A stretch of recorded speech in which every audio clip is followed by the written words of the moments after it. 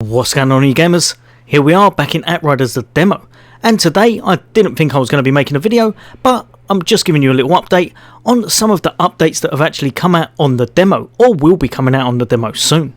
So if that interests you, then stay tuned, that's coming up next.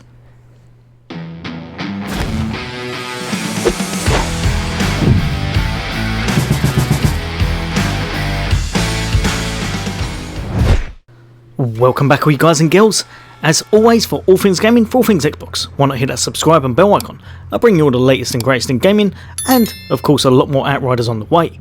But for now, what have they actually done to Outriders? Have they listened to the community? And what exactly are they changing with the demo? Well, to be perfectly honest, yes, they've done absolutely amazing. They're really listening to people. They've actually come out and they've said that they're really happy with the fact that it's had 2 million downloads as a demo as such already, which is really good. They said they cannot wait for the launch on April the 1st, and they've heard some of the community's outcries and what they like and do not like.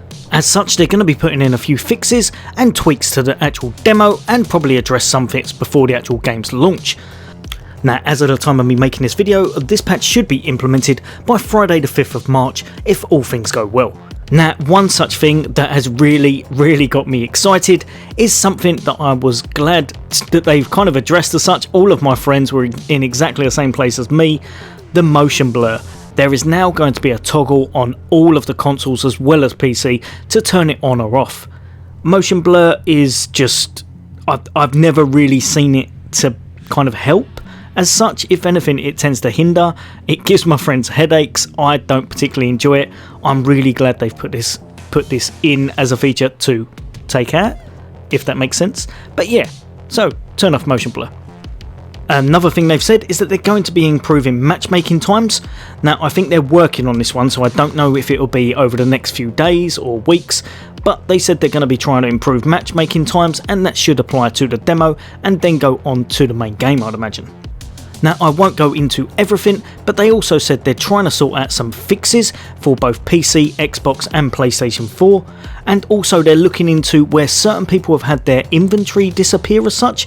I think it's in certain occasions, sometimes it's to do with matchmaking, so that is a little bit worrying, but they said they're looking into that.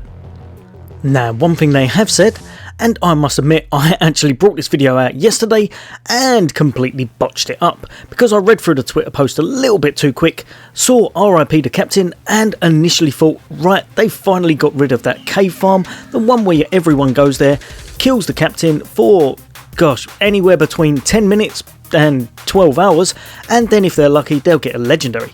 It may not even be a legendary they want, it may be a double, it may be a triple. But you are going to be farming that cave for a substantial time, and I saw that they had actually put a comment out on that, so I thought they had nerfed it.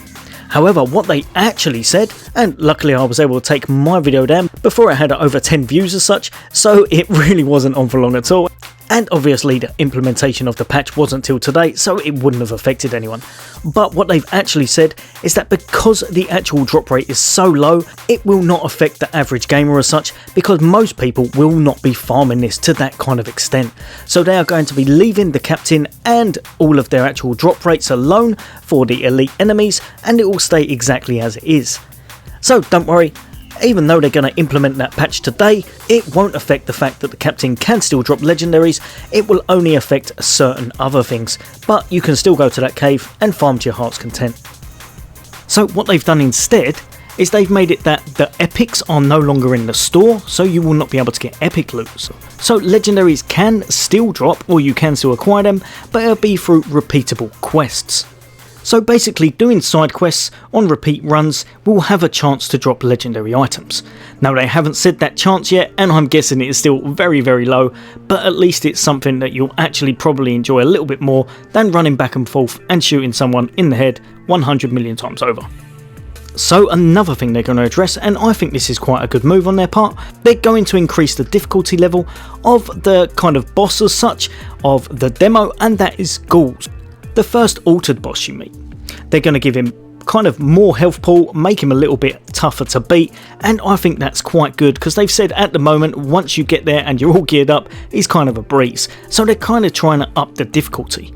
That actually bodes well for me because I'm hoping this game, once it is released, is very, very difficult, and to get through that tier 15 stuff you're going to have all of the best gear, a lot of teamwork and specialisations about yourself, as well as some really, really good skill trees.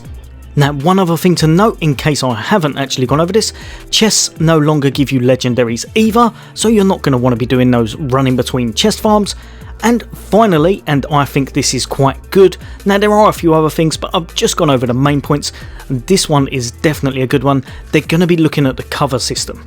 They said they're not going to be able to address it during the actual demo, but moving forward they're going to try and tweak it and make it a little bit better, because to be perfectly honest, it's not the best. I'd say it's one of the weaker things in the actual demo or the game itself, because a lot of times you still get shot even if you think that you're kind of behind cover as such, and the actual wall mechanics aren't quite as good as some of the later Gears of War as such, and things such as that. But it is definitely not awful, and they definitely seem to have kind of listened to the community and moved things forward from there. So if they're doing this well with the demo, hopefully the future is looking bright for Outriders and it will do really well. As always, guys and girls, like I said, for all things gaming, for all things Xbox, take care, I'll see you on the next day.